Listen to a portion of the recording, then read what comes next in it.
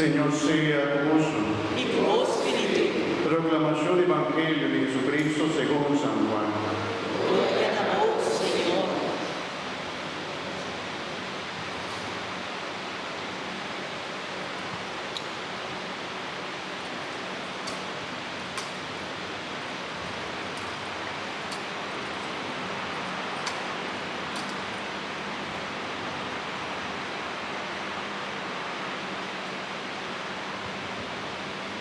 Nel tempo aia, ora noci a sera, rivadia e promedia di Simán, e portan a cammina i discepoli non stavano riuniti, stavano a bolsera, passò andata di nido di riunione.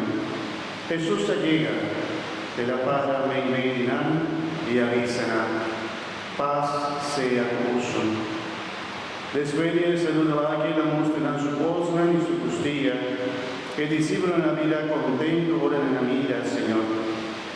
Y ora Jesús vuelve a decir, paz sea con vosotros. Manera dada a mandarme, a mí también, a manda vosotros. Después se la supla y avisan, recibid Espíritu Santo. Nas nan vosotros da perdonar americana, nan la queda perdonar. Nas nan vosotros no da perdonar americana, nan no te queda perdonar.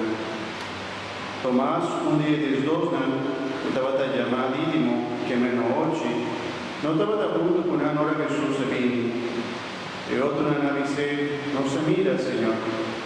E ora Tomás avisa, si mi no mira de su posto el marca de eclapona, y si mi no inca mi dede en el lugar de eclapona, y mi mano de su costilla, lo mismo quiere. 8 días después, el discípulo no estaba en la casa, trovi, Tomás estaba junto con él. Jesús vino, y para me medinando, mientras se porta la tabata será, y avisa, paz sea con vosotros. Después se le avisa a Tomás, pone poder aquí, mira mi polsna, reco maniquede mi costilla, y no sea incrédulo, ma quiere.